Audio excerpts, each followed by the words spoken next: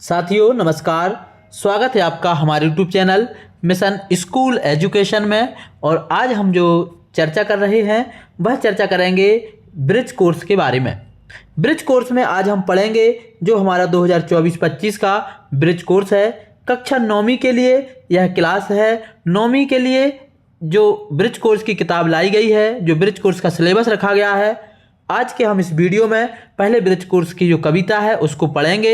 इसके बाद उसके पूरे कार्यपत्रक हल करेंगे। तो साथियों, यदि आपको वीडियो पसंद आए तो इसको जरूर लाइक कर लें, साथ ही हमारे चैनल को सब्सक्राइब कर लें। जैसे ही ब्रिज कोर्स समाप्त होगा आपको हिंदी व्याकरण की जितनी कक्षा 9वीं में व्याकरण है वह पढ़ाई जाएगी, और साथ ही जो आपकी NCERT की किताब है, कृतिका की किताब है, सभी के ऑब्जेक्टिव प्रश्न भी और डिस्क्रिप्टिव प्रश्न भी यहाँ से हल करवाए जाएंगे। तो शुरू करते हैं आज का वीडियो। सूरज का ब्याह। तो हमारी कविता का नाम है सूरज का ब्याह। इस कविता को सबसे पहले हम पढ़ेंगे। कोशिश करते हैं थोड़ी सी गा करके पढ़ें। यदि आप गा के पढ़ेंगे तो आपको बहुत अच्छी समझ में आएगी। इसके बाद इसके हम कार्यपत्रक हल करेंगे। तो सबसे पहले हम कविता को पढ़ते हैं। उड़ी एक अफवाह सूर्य की शादी होने वाली है, बर के बिमल मोर में मोती ऊषा पिरोने वाली है। मोर करेंगे नाच गीत कोयल सुहाग के गाएगी, लता बितप मंडप बितान से बंधनवार सजाएगी।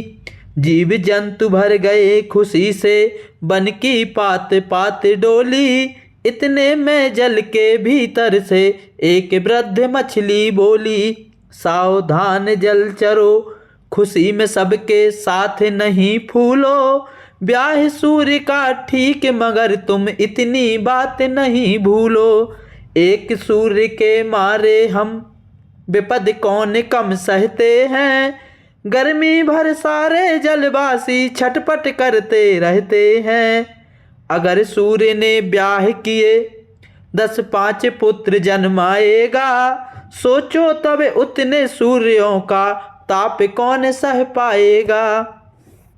अच्छा है सूरज कुंवारा है, वंश विहीन अकेला है, इस प्रचंड का ब्याह जगत के खातिर बड़ा झमेला है। तो साथियों, इस तरीके से हमने कविता को पढ़ा, और गा करके हम जब कविता को पढ़ते हैं तो हमें कविता जल्दी याद हो जाती है। कविता हमारी जो थी एक बार और हम आपको नॉर्मल पढ़ के बता देते हैं कि उड़ी एक अफवाह सूर्य की शादी होने वाली है, बर के बिमल मोर में मोती ऊषा पिरोने वाली है। मोर करेंगे नाच गीत कोयल सुहाग के गाएगी, लता बिटप मंडप बितान से बंधनवार सजाएगी। जीव जंतु भर गए खुशी से बन की पात पात डोली, इतने में जल के भीतर से एक वृद्ध मछली बोली। सावधान जलचरों खुशी में सबके साथ नहीं फूलो, ब्याह सूर्य का ठीक मगर तुम इतनी बात नहीं भूलो। एक सूर्य के मारे हम विपद कौन कम सहते हैं, गर्मी भर सारे जलवासी छटपट करते रहते हैं। अगर सूर्य ने ब्याह किए 10-5 पुत्र जन्माएगा, सोचो तब उतने सूर्यों का ताप कौन सह पाएगा। अच्छा है सूरज कुंवारा है, वंश विहीन अकेला है, इस प्रचंड का ब्याह जगत के खातिर बड़ा झमेला है। और ये कविता जो लिखी है रामधारी सिंह दिनकर ने लिखी है, तो हमको ये भी याद कर लेना है। सभी को कविता समझ में आ गई होगी, पढ़ ली होगी। एक बार आप वीडियो को पॉज करके इस कविता को 2 से 3 बार पढ़ेंगे तो आपको सारी कविता याद हो जाएगी। जब हम कविता को पढ़ लेते हैं तो इसके बाद हमें इसके कार्यपत्रक हल करने होते हैं। तो अब हम अपने कार्यपत्रक हल करते हैं। सबसे पहले हम पहुंचते हैं अपने कार्यपत्रक नंबर 1 पर। साथियों, तो अब हम जो है कार्यपत्रक नंबर 1 हल करने वाले हैं। इससे पहले आप सभी से रिक्वेस्ट है, यदि आपको वीडियो पसंद आए तो हमारा YouTube channel mission school education subscribe जरूर करें। सबसे पहला कार्यपत्रक है कि शिक्षक द्वारा बोले गए शब्दों को लिखें। तो कुछ शब्द जो कठिन थे वह हम लिख सकते हैं, और इनको आप लिखने के बाद एक बार और प्रयास करके देख लें ताकि आपसे अच्छे से लिखते बनने लगें। जैसे कविता के दौरान जो कठिन शब्द आए थे, अफवाह, शादी, बिमल, सुहाग, मंडप, बितान, जीव जंतु, वृद्ध, सावधान, सूर्य, जलचर, विहीन, झटपट। साथियों यहाँ पे छटपट है, झटपट नहीं है, झा को छा बना लेना है। छटपट, बिटप, तापमान, कुंवारा और प्रचंड। ये ऐसे शब्द हैं जिनको हम लिखना सीखेंगे। जब ये शब्द हम लिखना सीख जाएंगे तो आगे जब हमारी 9वीं क्लास हम एनसीईआरटी की किताब पढ़ेंगे तो हमसे प्रश्न उत्तर लिखने में बड़ी आसानी होगी और कठिन शब्दावली हम लिखना सीख जाएंगे। तो इनको आप बार बार घर पर लिखने का प्रयास जरूर करें। कार्यपत्रक नंबर 2 है अपने पसंद की एक कविता लिखें। तो सभी को अपने अपने पसंद की एक कविता लिखनी है। जैसे मैं अपने पसंद की कविता बताऊं तो हम बचपन से पढ़ते आते हैं, मछली जल की रानी है, जीवन उसका पानी है, हाथ लगाओ डर जाती है, बाहर निकालो मर जाती है, 2 दिन रखोगे सड़ जाती है। तो ये हमें अपने पसंद की कविता है। आप अपने पसंद की कोई भी कविता लिख सकते हैं, इसलिए कार्यपत्रक नंबर 2 के लिए हमने कोई कविता नहीं लिखी है। सबकी पसंद अलग अलग होती है, तो आप अपने पसंद की कविता यहाँ पर किसी भी किताब से देख करके लिख लें। बढ़ते हैं हम अपने कार्यपत्रक नंबर 3 पर, और जो कार्यपत्रक नंबर 3 है हमारा सबसे महत्वपूर्ण कार्यपत्रक है, तो इसको आप जरूर समझ लें। कार्यपत्रक नंबर 3 में हमको जो करना है, यहाँ पर जो है तद्भव और तत्सम शब्द एक साथ लिखे हुए हैं, हमें इनको अलग अलग करके लिखना है। तो जैसे यहाँ पर तद्भव और तत्सम शब्द लिखे हैं, तो यहाँ पर हम सबसे पहले तद्भव शब्दों की बात करेंगे। जैसे मोर, साग, मिट्टी, भीत, चांद, हिरण, कान, मछली और गोरा, ये सारे के सारे शब्द जो हैं तद्भव शब्द हैं। बच्चों आपको बता दें, जो तद्भव है, तद्भव ऐसे शब्द कहलाते हैं जो संस्कृत से हिंदी में आने पर परिवर्तित हो जाते हैं, तो इसलिए इनको हम तद्भव शब्द कहते हैं। अब बाजू में तत्सम शब्द लिखे हैं, तो हस्त, स्वप्न, मृत्तिका, शाक, भित्ति, चंद्र, हस्ती, विद, समुद्र, चंद्र और भित्ति, ये सभी के सभी शब्द जो हैं तत्सम शब्द हैं। तत्सम शब्द ऐसे शब्द कहलाते हैं जो संस्कृत से सीधे आकर के हिंदी में प्रयोग किए जाते हैं बिना किसी परिवर्तन के। तो हमने इस कार्यपत्रक के माध्यम से तत्सम और तद्भव की परिभाषा भी सीख ली और तत्सम और तद्भव शब्दों को अलग अलग करना भी सीख लिया। फिर से एक बार रिपीट कर देते हैं। तद्भव शब्द ऐसे शब्द हैं जो संस्कृत से हिंदी में आने पर बदल जाते हैं। जैसे जो है हम लिखते हैं हस्त, हस्त का मतलब होता है हाथ, तो संस्कृत में हस्त होता है और हिंदी में आते ही वो हाथ बन जाता है, तो हस्त हुआ तत्सम शब्द और हाथ हुआ तद्भव शब्द। बढ़ते हैं कार्यपत्रक नंबर 4 की तरफ। हमारा कार्यपत्रक नंबर जो 4 है वह है समान तुक वाले शब्दों को पहचान करके लिखें। समान तुक का मतलब होता है लास्ट में जिनके एक से अक्षर आए, एक सी आवाज आए। तो जैसे यहाँ पे लिखा है, पहला शब्द हमारा कहर, तो कहर का समान तुक का शब्द जो होगा वह नहर होगा। कान, कान का समान तुक शब्द होगा मान। रात का होगा बात, मकान का होगा दुकान, अपना का होगा सपना, साथ का होगा हाथ, तारा का होगा नारा, बिटिया का होगा घटिया, खिला का होगा दिला और छिला का होगा किला। छिला का साथियों किला होगा, आप इसको सुधार के लिख लें। सजाएगी का होगा आएगी और झमेले का होगा अकेला। इस तरीके से हमने समान तुक वाले शब्दों का कार्यपत्रक भी कंप्लीट कर लिया। यदि आपको वीडियो पसंद आ रहा है तो इसको लाइक कर दें, साथ ही हमारे चैनल को सब्सक्राइब कर दें। कक्षा 9वीं की पूरी हिंदी आपको यहाँ पर फ्री में पढ़ाई जाएगी बिना किसी शुल्क के। अब बढ़ते हैं हम अपने अगले कार्यपत्रक की तरफ। हमारा अगला कार्यपत्रक नंबर 5 है। इसमें जो कार्यपत्रक नंबर 5 में हमसे पूछा गया है वह पूछा गया है कि कविता में आए नए शब्दों के अर्थों को लिखिए। हमको नए शब्दों के अर्थ लिखने हैं, तो यहाँ पर जो नए शब्द आए हैं, जैसे पहला शब्द आया था अपवाह, तो अपवाह का जो अर्थ होता है वह होता है झूठी जानकारी फैलाना। दूसरा आया था मोर, मोर का अर्थ होता है दूल्हे के सिर पर बंधा हुआ मुकुट। तीसरा शब्द आया है विमल, तो विमल का अर्थ होता है साफ सुथरा।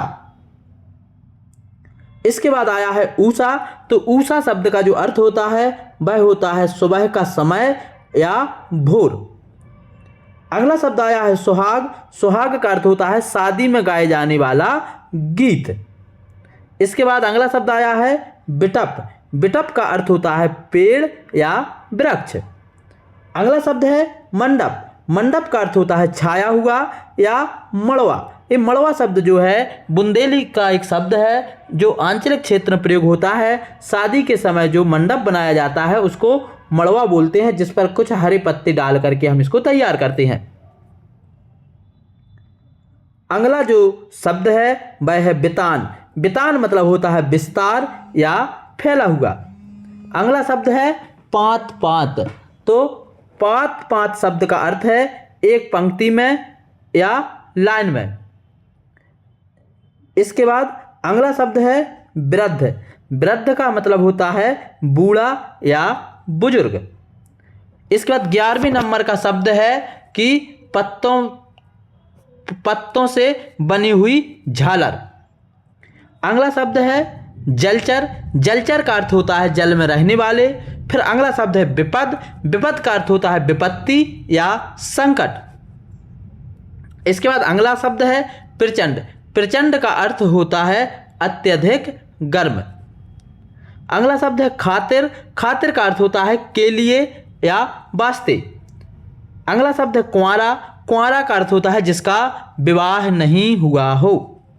अगला शब्द है ताप। ताप का अर्थ होता है गर्मी। फिर और अगला शब्द है हमारा वंशविहीन। वंशविहीन का मतलब होता है बिना परिवार के, जिसका कोई परिवार ना हो वो कहलाता है वंशविहीन। जिसके कोई पूर्वज ना हो वो कहलाता है वंशविहीन। और अगला शब्द है झमेला। झमेला शब्द का अर्थ होता है झगड़ा या झंझट। और सबसे लास्ट शब्द है छटपट। छटपट का अर्थ होता है तेज या परेशान। इस तरीके से हमने कार्यपत्रक नंबर 5 को हल किया। सभी शब्दों के अर्थ लिखे।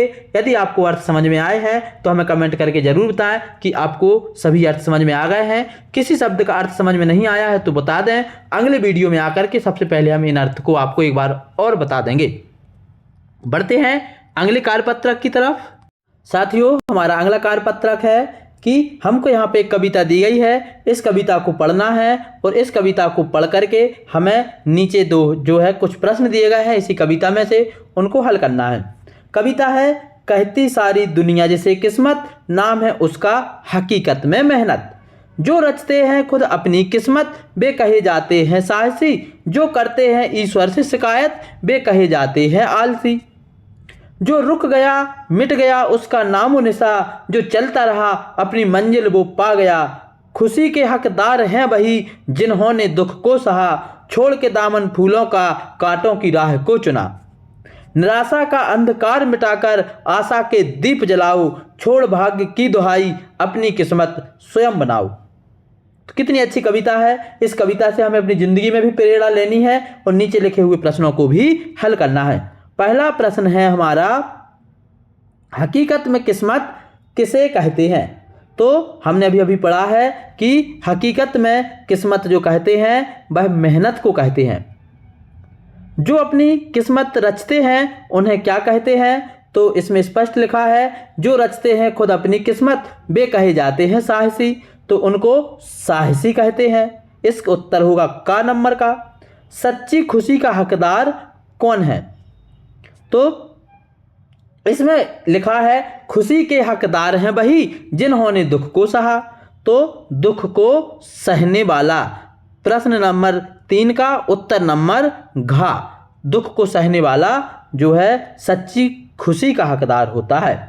प्रश्न नंबर 4 है, किसका अंधकार मिटाना है? तो हमारी इसमें लाइन आई है, निराशा का अंधकार मिटाकर आशा का दीप जलाओ, तो हमको जो है निराशा का अंधकार मिटाना है। प्रश्न नंबर 4 का उत्तर हो जाएगा गा। और अगला प्रश्न है, किसे छोड़ने पर किस्मत बनती है?